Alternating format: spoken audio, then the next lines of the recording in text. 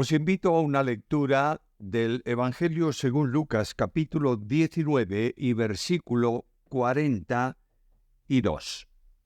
Dice así, refiriéndose a la entrada de Cristo en Jerusalén, cabalgando sobre un asnillo, y dice: si también tú conocieses y de cierto en este tu día lo que es para tu paz, mas ahora está oculto a tus ojos.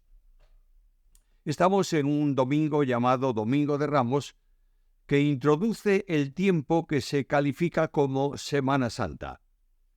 En ella, una de las formas más especiales o tal vez con mayor detenimiento se consideran aspectos relacionados con la obra de Cristo en la cruz y, entre ellos, la entrada triunfal en Jerusalén.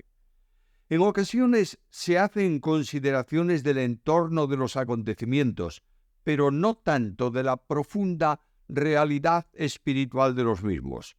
Ocurre así con lo que suele llamarse, como dije antes, la entrada triunfal, de modo que se consideran los hosannas, pero pasa desapercibida la tragedia espiritual que hay tras ellos. Consideremos primeramente un contraste, luego una consecuencia y finalmente una lección. El contraste. Los acontecimientos de aquel día son bien conocidos. El Señor entra en Jerusalén. Jesús había resucitado a Lázaro, muchos judíos habían subido a ver al resucitado y en ese momento vienen los discípulos con el asnillo. Jesús sube a él y comienza su periplo hacia Jerusalén. Los muchos que estaban en Betania seguían al que cabalgaba.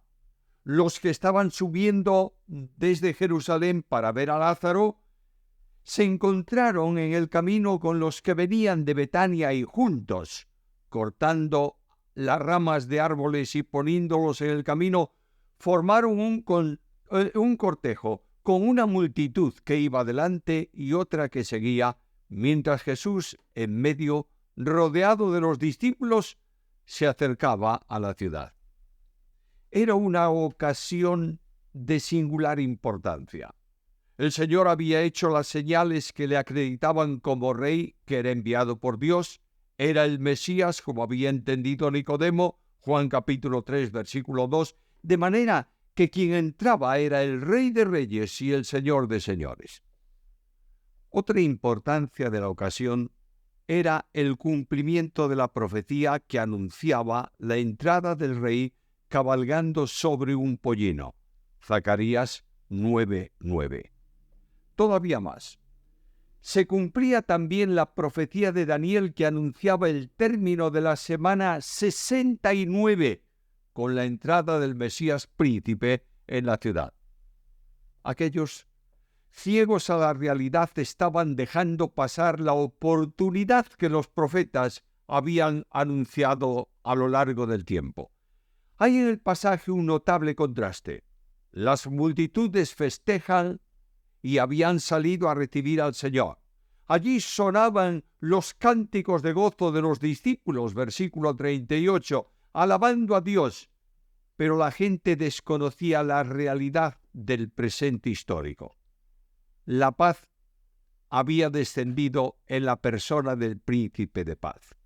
Ahora, la paz alcanzaría los cielos por la reconciliación con Dios que iba a producirse y que nos permite hoy decir con Pablo: justificados pues por la fe, tenemos paz para con Dios por medio de nuestro Señor Jesucristo. De pronto la ciudad, desde la cima del Monte de los Olivos, se abría ante toda la comitiva y también ante Jesús la vista extraordinaria de la ciudad de Jerusalén.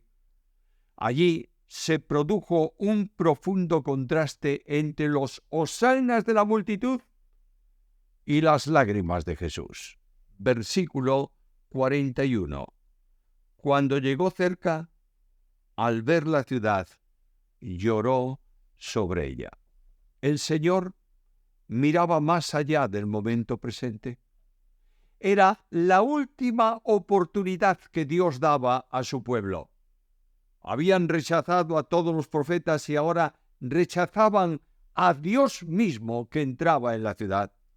El primer problema es que despreciaban el tiempo de la visitación, dice el versículo 43, porque vendrán días sobre ti cuando tus enemigos te rodearán con vallado y te sitiarán y por todas partes te estrecharán y te derribarán a tierra y a tus hijos dentro de ti y no dejarán en ti piedra sobre piedra, por cuanto no conociste el tiempo de tu visitación. Las lágrimas de Jesús son lágrimas de compasión. El Señor, según el relato de los evangelios, lloró 3 veces. Ante la tumba de Lázaro fueron lágrimas de amor. En Getsemaní serán lágrimas de agonía. Aquí frente a Jerusalén son las lágrimas de la tristeza y de la compasión por una ciudad que rebelde desaprovecha la última oportunidad que Dios le concede. El llanto del Señor no fue un llorar silencioso, sino el llanto anhelante, en el que las frases salen entrecortadas. ¡Qué dimensión! Dios llorando ante su pueblo. En segundo lugar está la consecuencia. Lloraba porque se terminaba el tiempo de la bendición. No se daban cuenta de la situación en que se encontraba. Dios había venido a ellos con bendición, pero la casa de Dios iba a quedar sin contenido, porque Dios no estaría presente ya en medio de su pueblo. Anteriormente Jesús les había advertido de una grave situación. He aquí vuestra casa os es dejada desierta, y os digo que de ningún modo me veréis hasta que llegue el tiempo en que digáis bendito el que viene en el nombre del Señor. Lucas 13:35. Jesús ya no reconoce el templo como la casa del Padre, sino como vuestra casa, es decir, la casa de ellos. No será comunión y relación con Dios, sino simplemente religión la que se practique por poco tiempo en esa casa. La práctica religiosa no impediría el fracaso del pueblo. No había fuente de poder porque mantenían a Jesús lejos y Él les dijo que separados de mí nada podéis hacer. Un segundo problema era la ausencia de la paz. Es la consecuencia natural del desprecio que el pueblo hace a Dios. La paz no es la ausencia de conflicto, sino la consecuencia de una correcta relación con Dios. A la paz con Dios por la fe sigue la paz de Dios aposentada en el alma del creyente. La paz proviene de la comunión con Jesús. Él dijo: la paz os dejo. Mi paz os doy, no como el mundo la da, yo os la doy. Es la paz de seguridad perfecta. El ángel de Jehová, dice el Salmo, acampa alrededor de los que le temen y los defiende. Salmo 34:7. La paz de Dios es una paz de compañía continua. Pienso en el Salmo 23, Jehová es mi pastor, nada me faltará. Y sigo a lo largo del Salmo el pastor proveyendo de alimento, de cuidado, el pastor poniendo mesa de comunión delante de la oveja, y al final del Salmo, la oveja que caminó por el camino que el pastor trazó mira atrás y dice: ciertamente el bien y la misericordia me seguirán todos los días de mi vida, y en la casa de Jehová moraré por largos días. Paz que nace siempre de una permanente relación de comunión con Dios. El profeta Isaías en el capítulo 26 y en el versículo 3 dice: tú conservarás en perfecta paz aquel cuyo pensamiento en ti persevera, porque en ti ha confiado. Permíteme recordarte ahí un tercer problema, y el problema era la falta de orientación. Estaban rechazando la única luz que orienta y dirige. Habían proclamado esto antes de Jerusalén en las palabras de Jesús: yo soy la luz del mundo. El que me sigue de ningún modo andará en tinieblas, sino que tendrá la luz de la vida. Juan 8:12. Lejos de Jesús no hay luz para el camino, sino la oscuridad propia del fracaso. El secreto está en tener a Cristo y caminar con Él. Sin Él no hay luz, ni esperanza, ni aliento, ni paz. Finalmente está la lección. Me acerco al texto y tengo que encontrar ahí una aplicación para nosotros, que es muy semejante a la de aquel tiempo. El Señor está visitando hoy a su pueblo, dándonos una nueva oportunidad de bendición. Sin Él no hay sino ausencia de paz y ausencia de seguridad. Se aprecia hoy cómo la gracia está dejando de sentirse en el pueblo de Dios. La Iglesia se está convirtiendo en un fracaso en donde la religión ha sustituido la comunión. La presencia de Dios no es real, sino teórica.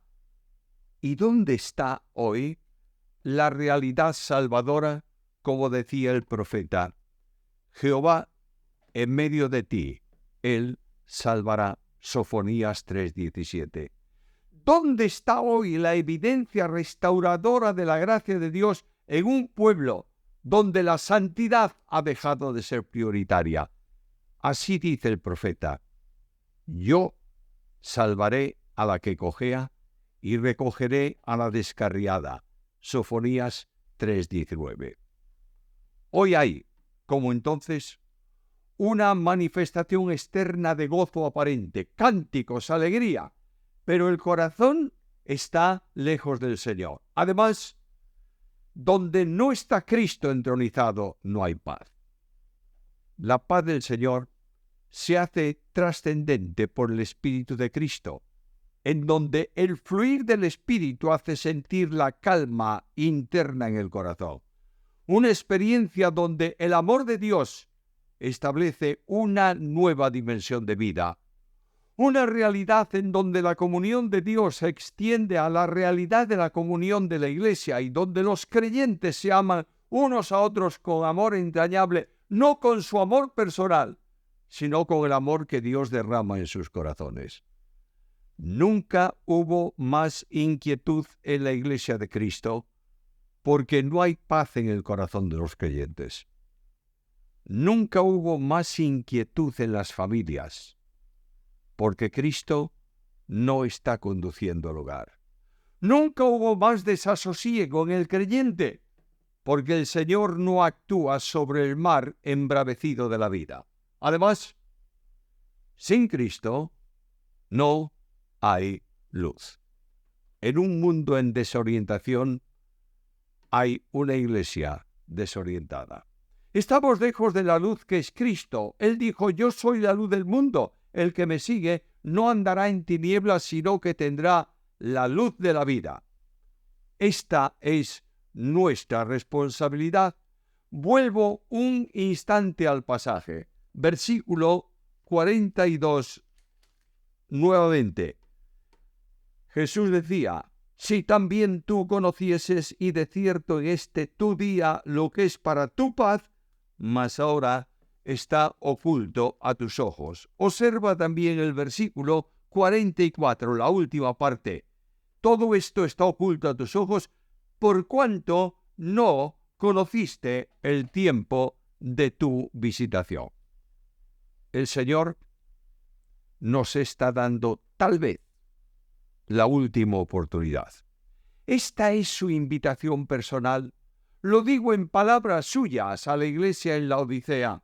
He aquí estoy a la puerta y llamo. Si alguno oye mi voz y abre la puerta, entraré a él y cenaré con él y él conmigo.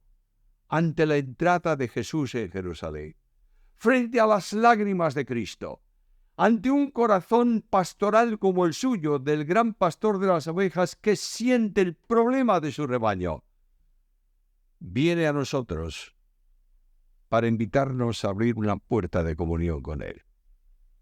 ¿Cómo vamos hoy a responder a esta invitación?